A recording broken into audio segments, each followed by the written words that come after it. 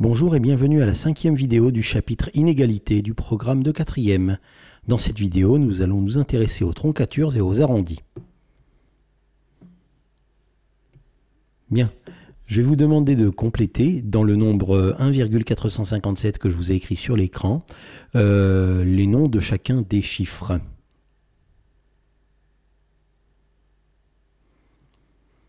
Bien, le 1, le chiffre 1, qui est le chiffre qui est juste avant la virgule, est évidemment le chiffre des unités. Le chiffre 4, le premier chiffre après la virgule, s'appelle le chiffre des dixièmes. Le chiffre 5, qui est le deuxième chiffre après la virgule, s'appelle le chiffre des centièmes. Et le chiffre 7, le troisième chiffre après la virgule, s'appelle le chiffre des millièmes. Voilà. Et de la même manière, ce sont les mêmes noms parce que c'est la même chose que les ordres de grandeur qu'on avait vus dans le chapitre puissance. On continue avec le chiffre des 10 millièmes, des 100 millièmes et de l'autre côté, à gauche de la virgule, avec les dizaines, les centaines, etc. si jamais il y a besoin. Bien. Maintenant, on va prendre le nombre 1,457 et on va l'arrondir à l'unité, l'arrondir au dixième, le tronquer au dixième, l'arrondir au centième et le tronquer au centième. Alors, si vous savez ce que c'est ou si vous croyez savoir ce que c'est, vous pouvez mettre la pause et le faire vous-même. Sinon, on va le faire ensemble.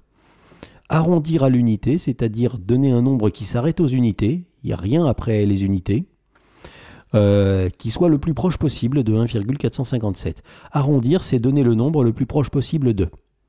D'accord? Donc 1,457 se trouve entre 1 et 2, mais il est plus proche de 1 ou de 2? Mais il est plus proche de 1, il n'arrive pas encore à 1,5. Donc l'arrondi à l'unité de ce nombre, c'est 1. L'arrondi au dixième de ce nombre. Alors l'arrondi au dixième, hein, le chiffre des dixièmes, c'est 4. Je vais dire 1,457, c'est entre 1,4 et 1,5.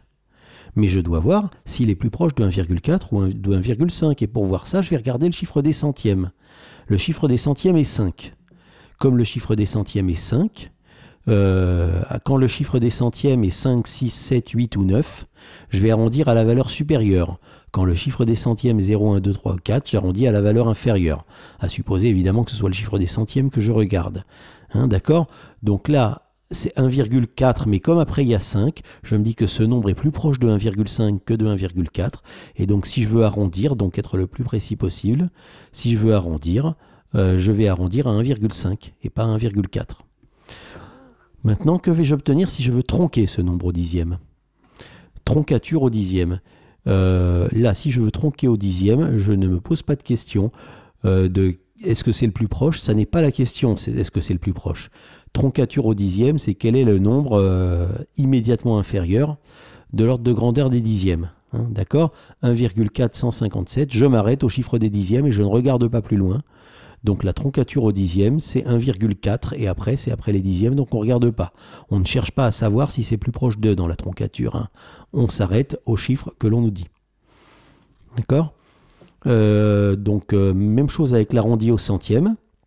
Je veux arrondir en laissant deux chiffres après la virgule. C'est ça, l'arrondi au centième. Et en laissant deux chiffres après la virgule, je suis obligé de regarder le troisième pour savoir si j'arrondis à la valeur supérieure ou à la valeur inférieure. Parce qu'avec un arrondi, je veux un maximum de précision. Quand même. Hein, donc 1,457, c'est entre 1,45 et 1,46. Mais à cause du 7 du chiffre des millièmes, il est plus proche de 1,46. Donc l'arrondi au centième sera 1,46. D'accord? La troncature au centième, je ne me pose pas cette question-là. Je m'arrête au chiffre des centièmes. Donc 1,45 et je m'arrête là parce que je suis arrivé au chiffre des centièmes. La troncature au centième, c'est 1,45. Donc on utilise les arrondis en général quand on veut le plus de précision possible jusqu'à l'ordre de grandeur de la précision qu'on s'est fixé. Hein, je veux être le plus précis possible jusqu'au centième et puis après les centièmes ça ne m'intéresse pas. Donc là je vais utiliser l'arrondi. Quand est-ce qu'on utilise la troncature? Lorsqu'on a une quantité à ne pas dépasser. Hein, d'accord? J'ai par exemple un récipient qui a une contenance d'exactement 1,457 hectolitres. Et moi, je ne peux mesurer, j'ai des instruments de mesure qui me permettent de mesurer qu'en centièmes d'hectolitre. D'accord? je sais que je vais pouvoir en mettre 1,45, mais je ne vais pas pouvoir en mettre 1,46, sinon ça va déborder. D'accord? Quand je ne veux pas dépasser, quand je ne veux pas déborder, là je me servirai plutôt de la troncature. Là, je me sers de la troncature quand mon problème c'est de ne pas dépasser, et quand mon problème n'est pas d'être le plus proche possible d'eux. Voilà. Donc je vais vous poser une question qui est un petit peu inverse de celle que je vous ai posée jusqu'à présent. Je vous dis que l'arrondi au centième d'un nombre A est 2,47. Alors je vais vous demander entre quoi et quoi doit être compris ce nombre A pour que son arrondi au centième soit 2,47. Le nombre A n'est pas, exactement égal à 2,47, mais si je l'arrondis au centième, ça va me donner 2,47. Alors il peut être compris entre combien et combien? Mettez la pause et allez-y.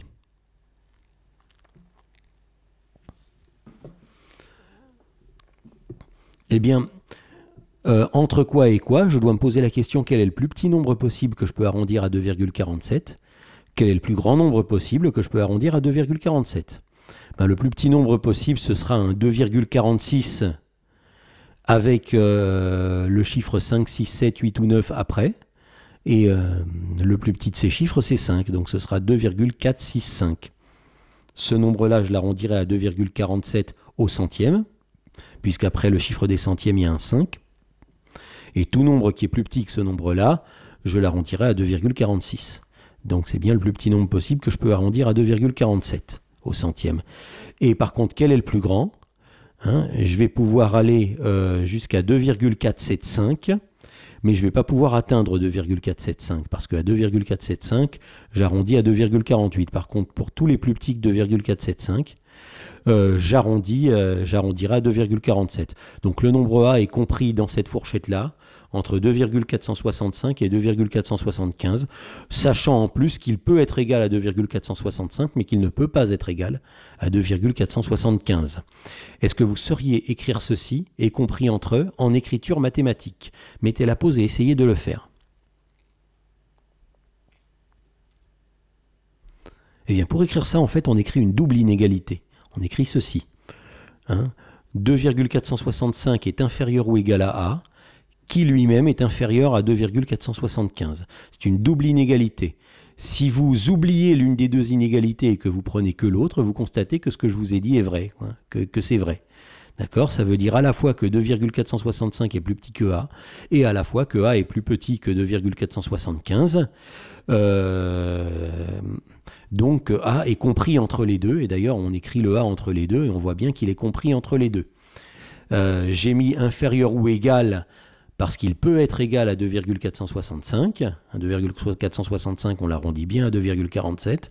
Mais par contre, j'ai mis inférieur strict dans l'autre inégalité, parce qu'il ne peut pas être égal à 2,475, que l'on arrondit à 2,48. Une autre question de ce genre. Un petit élément de vocabulaire. Quand vous avez une double inégalité comme ceci, ça s'appelle un encadrement du nombre A. On a encadré le nombre A, c'est-à-dire qu'à gauche et à droite, on lui a mis deux nombres, un plus petit que lui, un plus grand que lui. Ça s'appelle un encadrement du nombre A. Si dans les exercices, on vous demande ce qu'est un encadrement, d'écrire un encadrement, eh bien, vous devez écrire quelque chose qui ressemble à ceci. Maintenant, la même chose avec la troncature. Cette fois, je vous dis que la troncature au centième d'un autre nombre A, j'aurais peut-être pas dû l'appeler A aussi, et 2,47. Alors, entre combien et combien est compris le nombre A, sachant que cette fois, c'est la troncature qui est égale à 2,47. Bien, en réfléchissant à ce qu'est la troncature, le nombre A peut être n'importe quoi qui commence par 2,47. Donc le nombre le plus petit possible, c'est 2,47 lui-même, parce qu'en dessous, je suis à 2,46 et la troncature va être 2,46. Et le nombre le plus grand que possible, en fait, il n'y en a pas. Je peux m'approcher autant que je veux de 2,48, mais je peux écrire 2,489, 2,479, pardon, 2,4799, 2,47999. Je peux écrire 2,47 et 1 million de 9 après. La troncature sera toujours 2,47, mais je ne peux pas atteindre 2,48. Donc je peux dire que le nombre A est compris entre 2,47 et 2,48. Et je vais écrire l'encadrement mathématique qui dit que 2,47 conviendrait comme valeur pour A, mais pas 2,48. Essayez de mettre la pause et d'écrire cet encadrement vous-même.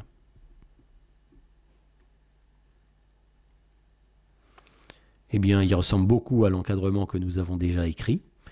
2,47 est plus petit ou égal à A, qui lui-même est plus petit que 2,48. Et lorsqu'on voit ça, on voit tout de suite que A est compris se trouve entre 2,47 et 2,48.